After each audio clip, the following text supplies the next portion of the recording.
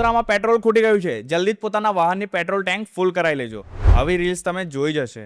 વડોદરા હોય, સુરત હોય કે અમદાવાદ, આખા ગુજરાતમાં અને હવે તો આખા ઇન્ડિયામાં એક જ અફવા ફેલાઈ રહી છે કે પેટ્રોલ ખૂટી જવાનું છે કે પેટ્રોલના ભાવ વધવાના છે। પણ સત્ય શું છે? સત્ય એ છે કે સરકાર તરફથી કોઈ સત્તાવાર જાહેરાત નથી થઈ કે પેટ્રોલ ખૂટી ગયું છે।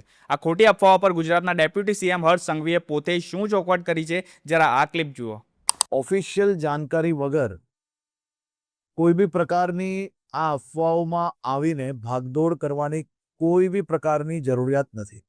અને આ આપવાની ચોખવટ કાલે સાંજે જ થઈ ગઈ હતી, પરંતુ હજી આજે સવારે જ એક જણનો હું એ વિડીયો જોયો કે વડોદરામાં આજે સવારના 6 વાગ્યાથી લોકો પેટ્રોલ પંપ ખુલતા પહેલા જ પેટ્રોલ ભરાવાની લાઇનમાં ઊભા હતા। મિત્રો સમજો, આ વસ્તુ સોનું એટલે કે ગોલ્ડ કે શેર બજાર જેવી છે। જ્યારે આખું ભારત અચાનક ડરના માર્યા પેટ્રોલ સ્ટોર કરવા માંડશે તો શોર્ટેજ તો થવાની જ છે। જે માણસ રોજ 100-200નું પેટ્રોલ પુરાવતો હતો એ આજે 2000ની ફૂલ ટેન્ક કરાવે તો પેટ્રોલ પંપ ખાલી થવાના જ છે। તમે સ્ટોર કરવાનું ચાલુ કરશો એટલે આપોઆપ ભાવ વધશે। અછત પેટ્રોલની નથી, અછત આપણી સમજદારીની છે। સોશિયલ મીડિયા પર જે દેખાય એ બધું જ સાચું માની લેવાની આ આદત આપણાના ખુદને ભારે પડી શકે છે। અફવા ફેલાવનારા તો વ્યૂઝ લઈને નીકળી જશે, પણ હેરાન આપણે પોતે થવાનું છે। આ રીલ એવા લોકોને શેર કરો જે કાલે પેટ્રોલ પંપની લાઇનમાં ઊભા હતા, અને એમને પણ મોકલો જેમને તમને પેટ્રોલ ખૂટી ગયું છે વાળી રીલ્સ મોકલી હતી। જય હિન્દ।